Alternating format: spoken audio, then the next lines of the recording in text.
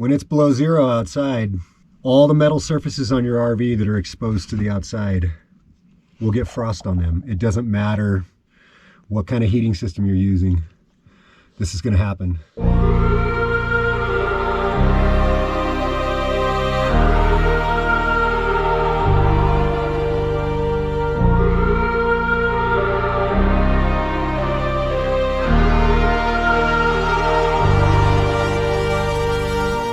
I wanna know your dark side.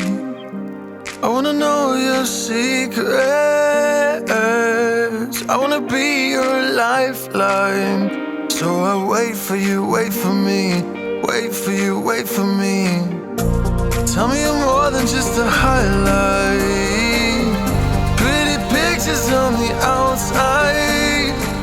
I hate to stare at you through these lights. So I wait for you, wait for me. Wait for you, wait for me. Click and scroll, I can't let you go. They say I'm addicted to you. Click and scroll, I can't let you go. They say I'm addicted to you. Oh, oh, this ain't love, no, no. This ain't love, no, no. This is artificial. This ain't love, no, no. This ain't love, no, no. This is artificial.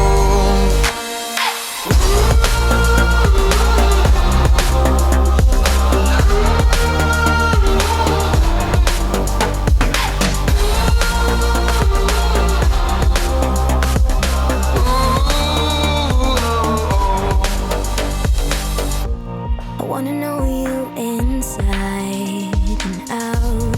Wanna know what's behind the light. Wanna feel that real love from within. Let me in. I want real love. The cat mystery continues. So I'm over here at Aj's place, just walking around looking for more tracks, and I found this. These are feathers that have been pulled out of a bird that got eaten. You can see there's feathers all over here.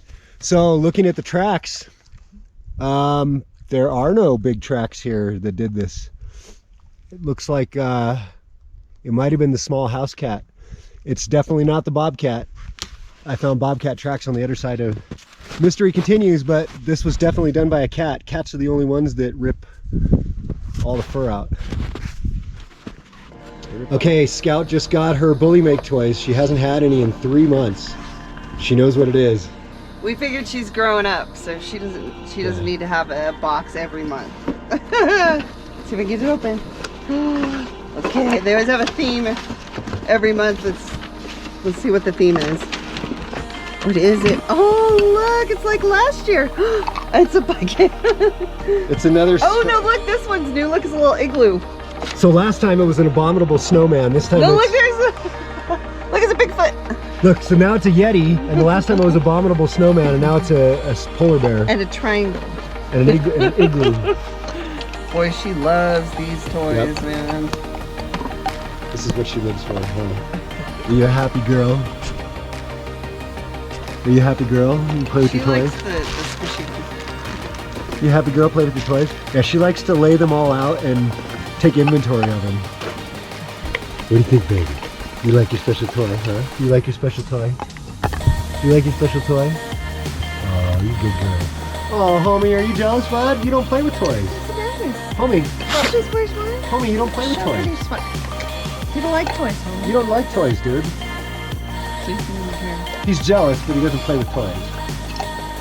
Homie refuses to play at all. Homie don't play. Yeah, but he also has a closet full of clothes. She doesn't have any clothes. Yeah. I wonder if she likes clothes. Maybe. Homie. She doesn't get cold though. Here you go, homie.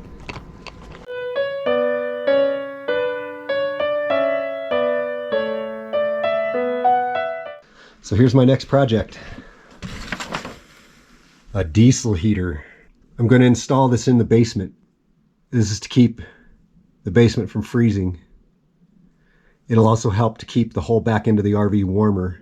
I could install it into the actual house of the RV, but the problem is it doesn't do anything for heating the basement, and that's where I need the heat right now. I have 3 different heating systems for inside the RV, but the only one I have for the basement is to run an electric heater off of the generator, and that's just too expensive. So this is what I came up with. So here it is. This is the entire kit. So this is a 5K diesel heater, and I bought this one. This one was like $40 more. It's Chinese, but it was $40 more because this has what's called a high altitude or plateau setting. It's designed to be run above 6,000 feet, which allows there's a whole bunch of different settings for running in the altitude. So that's why I got this particular one. All right, I'm gonna go show you where it's going. So this is where I'm gonna put the diesel heater. It's only gonna take up like from here to here, and then I'll pipe the heat that comes out going up, and the fresh air will just come in on the side. And then I haven't decided where I'm gonna put the tank. So I turned on this brand new diesel heater, and look at this.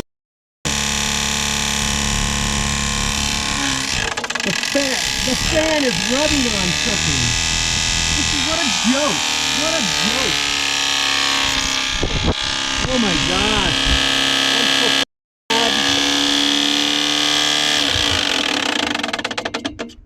can't even turn it off. I'm done. I just spent 3 hours installing this thing, and I get to the point of turning it on, and it is a pile of Chinese shit. All right, I gave it a good try. I spent 3 hours installing this thing. The fan rubs. I don't even know what to say. I just wasted 3 hours for nothing. $159 for nothing. Oh well. Okay, so much for the diesel heater project.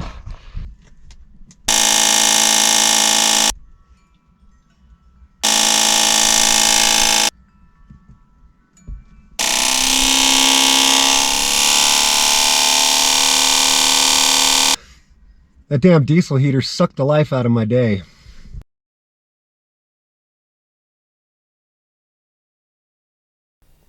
The diesel heater.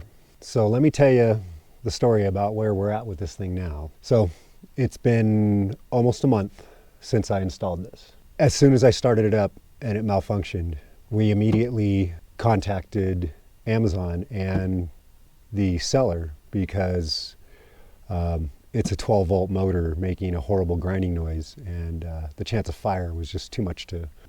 So we decided definitely we wanted our money back. So we contacted Amazon, and because unfortunately, due to scheduling conflicts and weather and making sure that I had my battery upgrade done, it was a little over a month before I was able to install this from when I purchased it. And they have some kind of a 30-day thing.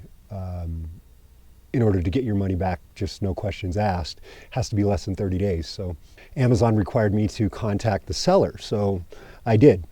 We contacted the seller. It's a Chinese company. Now, because this issue has been completely resolved with Amazon, I am not going to mention the company's name. But we contacted the company, and they wanted to provide us with a video that shows us how to fix the problem that they know was there. So we informed them that we would not do that we would like our money back. That's kind of an admission that they know there's a problem, and instead of fixing it or doing a product recall, they just expect the customer to fix it by giving you a video telling me to like bend and tweak it until it stops grinding.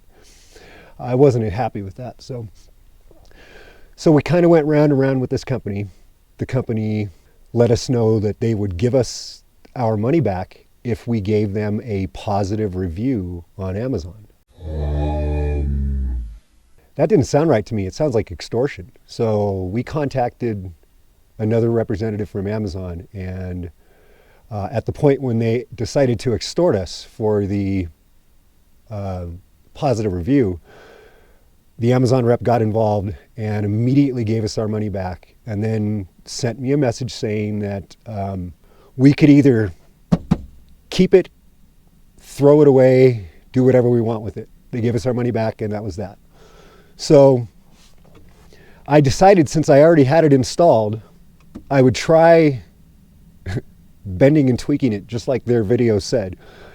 And I ended up getting it to work without making the grinding noise. But we've used it for 3 nights now. So for 3 nights, and it's not diesel coming out of this thing, but it is making a horrible, like, plastic burning smell, and it's kind of like that new smell like a furnace makes. You know, I used to install HVAC. I've installed a number of furnaces, and when they run brand new for about 20 minutes, it puts off a horrible smell, and then it all burns off. It's been 3 nights, and this hasn't yet. Now, I'm using it to keep the basement warm. I'm using it to keep my fresh water tank warm, all of my plumbing, my water pump. We also store our food on the other side. I'm trying to keep all that warm because, like last night, it got down to 0 degrees again. That was the whole reason why I put a diesel heater in the basement, is I wanted to avoid running an electric heater with my generator, which is what I did last season. And it burns a lot of gasoline, and I was looking to save some money. I don't know if I would put this into my living space because of that horrible smell. And I gotta say, it's made me a little jaded. I don't know if I would necessarily try diesel heaters again. I know this is probably a one-time thing, and I probably had some bad luck, but the jury is still out. I would still say, from the overall everything I've dealt with buying this, I definitely would not have bought one again. So if you're wondering, this is a 5K diesel heater. In 3 nights, I started out, the tank was this full, so I went through about 7 liters of diesel, maybe 8 liters of diesel in 3 nights. So that was 3 nights where we basically got down to 0. And there's no insulation in this whole basement. There's no insulation on any of this. This is just sheet metal. So my tank sits on sheet metal. So, you know, when it's that cold out, it's very easy for the temps to get really low inside this basement. So I have a sensor put pretty far away from this heater inside the basement. And we've been maintaining a temperature when it's that cold outside of 51 degrees. So, and I will say, listen, for those of you that deal with Amazon, when you do have a problem, they will take care of you. And kudos to Amazon. I mean, they came through. They really took care of us in this situation. And I got to say, I'm impressed, you know. And so basically, you know, would I buy another diesel heater? The jury's out right now. I don't know. I'll let you know. But I think this might, you know, my original theory of what I wanted to use this for, I think is pretty sound, of having a good heating system for your basement in an RV, you know, especially a Class A like this. Now, would you need this if you were out a traveling nomad and you were boondocking? No, you would not, okay?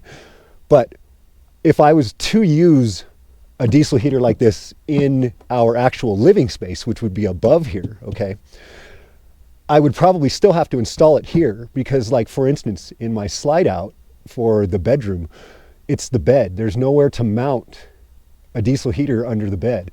So I can't mount it in the slide out either. And my big slide out for the living room, there's nowhere to mount a diesel heater there either.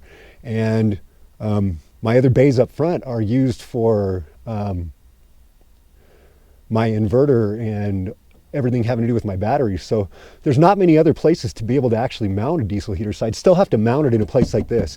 And what I mean by, I don't know if I would do one of these in a traveling RV. I just don't know. The quality, you know, I come from, you know, house furnaces and things, and just the quality level is just so much higher than this crap they make for cars and RVs and stuff. I mean, the quality level is just, you know, on some of the stuff, it's just abysmal. I mean, you know, this ductwork they give you and just all of it, just the, you know, look, I've got this hose clamp on here as tight as it'll go, and it's still just, I mean, the whole thing is just cheesy. It's just, now I know these things are cheap and I know they make better quality stuff than this, but you know, it's not good. I don't like this. Now, even if I mounted this, okay, this is the fresh air intake on this flimsy little crap. I don't know if I would want this stuff to be outside traveling outdoor. I just don't think this stuff is up to being outside, being mounted outside on a vehicle, you know? And I don't like keeping the diesel tank inside, you know? I don't like the idea of keeping it in here. There's no way for me to fill it easily. I have to take it in and out. I just don't like that. So I plumbed it down through the floor. If you're wondering how I penetrated it through here through the floor, I just drilled a hole and then ran a piece of rubber fuel line and then ran this line through that so it's insulated, so there's no way it can get caught on the sharp metal. Anyway, the jury's out, but I'd like to show you a few things that I found really funny. So this would be my recommendation to any companies out there like this one that did not use an editing service. I mean, look at your editing up here it's abysmal. Instructions for OFR use. I'm guessing you were trying to say for use of knob panel. My wife works for a company, they're called Cactus. They're out of India. They do professional editing. Y'all's company needs that for sure. And any of companies out there from, some of these different Chinese companies, I've seen this before. I would highly recommend using a good editing service like Cactus.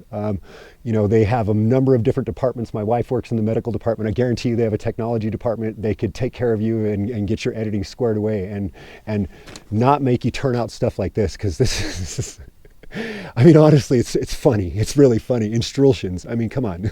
That's ridiculous. How did that ever make it? How did that ever get printed? Okay, so if I was to actually read you word for word through this whole thing, there are just hundreds and hundreds and hundreds of poorly edited typos and all kinds of things in here. If you're wondering why I'm shaking, it's 22 degrees out here and I'm in the shade making this video.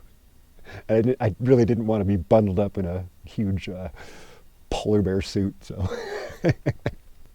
an entire day reading these instructions and trying all this stuff on here that doesn't make any sense before I could actually get this thing to work. The amount of time I have into installing this thing and then trying to program it to actually use it has been, it's off the chain. It took me about 3 hours to get it installed, and because I like to take my time and do a good job, but getting it running, I've got like 9 or 10 hours into it now. It's it's ridiculous. It's making me think that it might have been just a lot simpler to have just kept using the electric heater and the generator. That's pretty darn simple. But I will say, it has a remote control, so I'm able to turn it on from up inside the RV to start and stop the heat in the basement. So, which is kind of nice. There's no free lunch. It's not the kind of thing where I can just set a thermostat like a real furnace and it's just going to come on and off by itself. Unfortunately, it hasn't worked that way. So I'm sure there's probably better, more expensive heaters out there that will do that. So anyway, in closing, that's what happened with the diesel heater thing. That's why you probably noticed that I mentioned it, almost 2 months ago, and you're probably wondering, where's that diesel heater? Why has it been going so long with this cold weather? How have they been surviving it? So that's how we've been surviving it. That's how I've been, the whole time, even with an electric heater, I keep the basement heated. I don't let it ever freeze because that's where all my plumbing is. And we still live and use this RV just like the weather's warm, including doing laundry. So, that means, 17 and a half gallons per load of laundry. And that means adding the water from the tank, which is what I already showed you in a video, which can be done, no matter how cold it gets. So it's laundry time, laundry day. Doesn't matter how cold it is outside, even though literally it's 4 degrees outside. It's time to do some laundry. So got the cycles all chose, press start. Boom. Luckily that smell doesn't make it up inside the RV, and it's trapped inside the basement for now. I still don't know what it is. I know it's not the diesel, but it's some kind of burn off going off inside this thing. I tried turning it on really hot for a couple hours and that seemed to help a little bit, but I don't know, maybe it takes a couple of weeks to burn off that chemical stink. So, all right, I'm gonna get myself back inside. I'm literally just sitting here shivering. Thanks for watching. Thanks for subscribing. Please hit the like button. Give me a thumbs up. I really appreciate it.